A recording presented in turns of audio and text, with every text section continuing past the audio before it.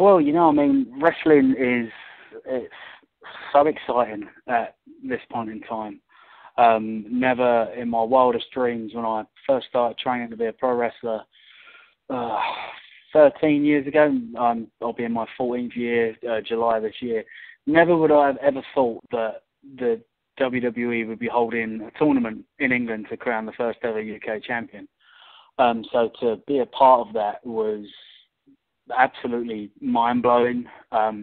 Obviously, it's groundbreaking, and it was just a really, really humble thing to get the call to say, hey, we want you to be a part of this. So, yeah, it was absolutely amazing. Now, when you get that call, who is the person kind of calling you saying, hey, we're bringing you back in and we're going to launch this huge tournament, and it's really going to be important, it's really going to be special. So who made that call to you? It was the head of talent relations. And he basically says, we want to get you back in, WWE, and we're going to launch this tournament. That's basically how it goes down? Well, I mean, the call was, it was like, we wanted to be a part of the UK tournament. Are you available? And yes, of course. So. Now, when you initially heard that they're going to do this tournament, envision kind of what it became, or when you got there, you're like, wow, this is with the top-notch production value and the WWE flavor. Was it what you were expecting? It was and more. Being held in Blackpool is obviously hugely significant because that's where Mr. William Regal basically started out applying his trade as a pro wrestler. So obviously it had that very unique British heritage to it. Because at one point in time, Blackpool was a hotbed for British wrestling. Like guys would work on a Tuesday night, a Wednesday night, a Thursday night. And then obviously when the season picked up, they'd work every night and stuff like that.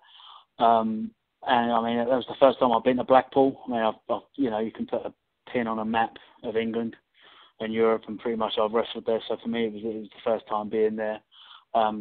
Walking into the building for the first day, I just knew it was going to be magic, just with the whole vibe of the place, the whole atmosphere of the place.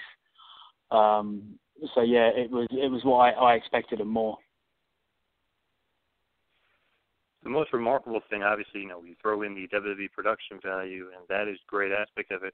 But those crowds, you never kind of know what you're going to get with crowds. But I feel like with the UK crowd, you kind of know you're going to get a hot crowd. Were you expecting them to be as crazy as they were? Is that kind of the thing with the UK crowd? Yeah, I mean, British wrestling is in a boom period at this point in time. Everybody is a household name in England, especially in terms of it being on the independent level. So, I hadn't been in England, obviously. I relocated to Orlando in December of 2014. So I haven't been home properly and, worked the scene regular for a long time. I went back last year for Revolution Pro. Got the chance to step in the ring with Pete Dunne for the first time. But that crowd that's a UK crowd. They are passionate, they are vocal, they are loud, they are obnoxious, they are not going to hold back on what they think of you as a performer and talent. And, for me, the fact that I live in Orlando and obviously I live in the States, to be able to go home and get the reception I got and, for the crowd singing and it was out of this world. UK crowd is definitely special. I think it added to the event. Obviously, with the production value, it was really cool, and the actual place that it was at was cool. The venue was great, but the crowd adds to it, and definitely made it special. When you were asked to do this tournament, and you're kind of coming along here, and obviously it was a big deal, were you kind of hoping that WWE would? Because you were saying like the resurgence of UK really. Were you hoping that WWE was going to kind of catch on to that resurgence? It hadn't really crossed my mind. I've not really, obviously I'd never really thought that they would try and run more of a regular thing in England. I mean, this is groundbreaking. They hosted a 2-day tournament to crown a new champion. So it's a new champion, like the first ever UK champion. So I mean, it was always one of those things that obviously the top guys in the country would at some time be able to try and get to the States. So it's not even really a case of that they'll catch on with the scene. Obviously, they're going to catch on with the top talent in the country. But for them to run a 2-day tournament there was it's blinding. You can't beat it. I feel like with that resurgence, there's so many good guys in the UK, even some untapped guys that weren't in the tournament, or obviously some guys that couldn't be in the tournament due to contractual obligations elsewhere. But you mentioned Pete Dunne, and I think even more so than Tyler Bate to me. I felt like he was a standout. What are your thoughts on Pete Dunne? Like you said, you wrestled him before. You knew how good he was. But what are your thoughts on him and him kind of becoming a star after that tournament? Yeah, I mean, Pete's great. I mean, he's really young. Correct me if I'm wrong, I think he's about 23, 24.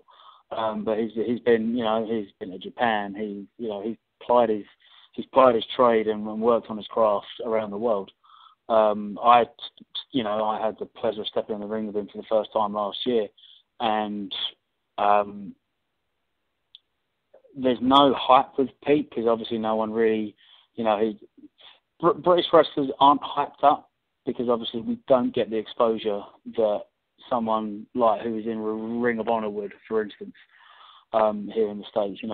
It's catching on now, obviously with the likes of Progress and Rev Pro, and places like that. But Pete is, he's so good in the ring. Just from everything he does, down to his facial expressions, down to the way he is, he's just a phenomenal talent. But again, I'm going to go, I could be shooting myself in the foot by saying this, but being biased, the Brits are the best workers in the world. They always have been from the days in the world of sport. You had guys like obviously Fit Finlay, William Regal, Dave Taylor, Marty Jones, Mark Rocco. So many guys came out that, we can all work. And it's just, now it's England is getting the look it truly deserves, Definitely. I mean, all those guys you mentioned, the old school guys are awesome. But now I feel like with you, like you're saying with the new school guys, definitely starting to get a little bit of attention back on some talent that isn't just focused primarily in the WWE or so. I mean, there's so much great talent out there. And the UK is obviously a huge hotbed for those up-and-coming talent. Yeah, 100%. With yourself there, obviously, you're in that tournament. There's obviously all the other guys that are kind of the untapped, kind of maybe under-the-radar names. But you go in their first round against Jordan Devlin. What were your thoughts on Jordan Devlin? Have you ever faced him before? Have you ever seen him wrestle before? First time I've been in the ring with him, but I've known, when I first met Jordan, my first time in Scotland for BCW, so that would have been what? I want to say about 2006. I think, yeah, it was about 2006 to 2007 was the first time I worked in Scotland. And, he's a really likeable kid, he works hard, and he's constantly trying to get better. So you can't argue with that. And obviously with him, you end up losing in the first round. Somewhat of a controversial loss to a lot of people. You got cut open. There was an excessive amount of blood there. What happened there? Did you got cut open? Yeah, I took a enziguri to the back of the head and got busted open. I didn't realise ref counted. I kicked out. You can watch that footage back. I kicked out. So I guess it was, the way the match was. I'm technically the ref counted 3, so that was the end of the match. But realistically, it got stopped. So me and Devlin we are owed a rematch somewhere, 100%. Now, I don't know if you want to kind of get into it, but what was was that the initial finish? Obviously, not with the being cut open, but were you supposed to, quote unquote, were you booked to lose that match, or were you really going to, win and go on and move on to the next round? I'm not going to disclose that. Okay. I kind of didn't think so, but I thought, maybe I'll throw it out there and try it. But with that cut, was there staples involved or stitches? Or Yeah, I had nine staples in the back of my head. Oh wow, damn. Yeah, yeah, it was. I had no idea I was busted open. It wasn't until I sat up and I was like, felt the back of my head. I was like, wondered what was trickling. And then I was obviously, you look at the footage, I look at my hand, and I'm like, oh wow, okay, I'm busted wide open. So, end of the day, it's not what we do isn't dance. We're not dancing. So it's one of those things that it comes with the job every now and then. Yeah, absolutely. And when that happened, like you said, you kind of didn't know you were cut open. Do you feel it afterwards? Was there a lot of pain, or was it one of those things you're like, man, I didn't even, I had no clue I was even bleeding?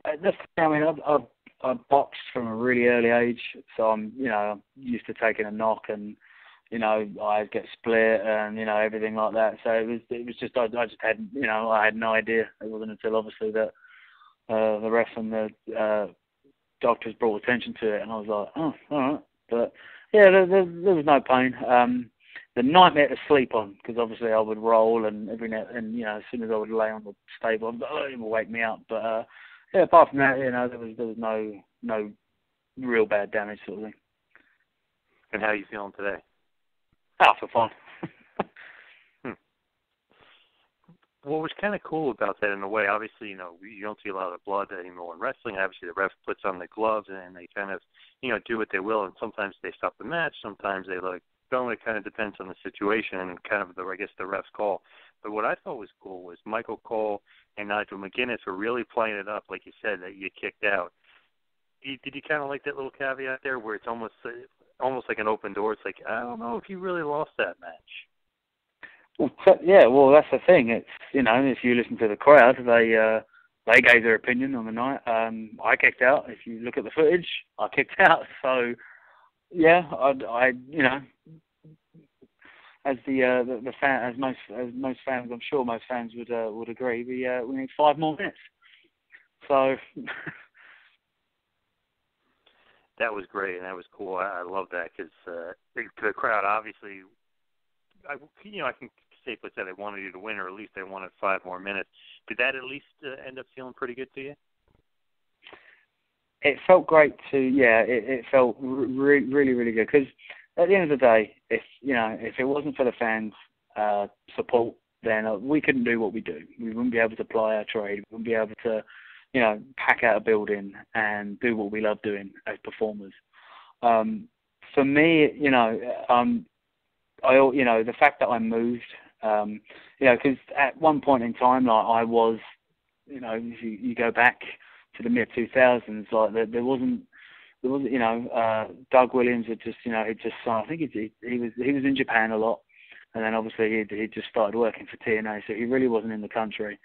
Jody Fleisch had retired, and Johnny Storm wasn't really doing as much as what he was doing when British wrestling, when it was first brought out the Ashes in, to 1999, 2000, like the 3 names that really, did a lot to bring British wrestling back was Doug, Johnny, and Jody.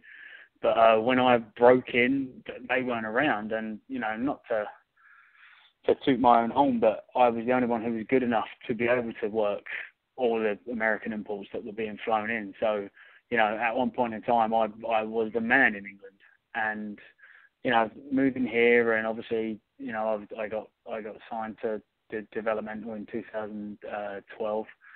I often wonder, are they gonna cheer me, for what I used to do, or are they, just going to be like, well, you're not about anymore, and there's so many more guys here now. So to get that reaction was, it's magic, and I cannot thank the UK fans enough for it. Now, are you currently signed with the WWE, or no. What's the kind of relationship there? No. No, I'm not under contract. I'm a independent contractor. I'm working. Obviously, I'm working a lot of American indies.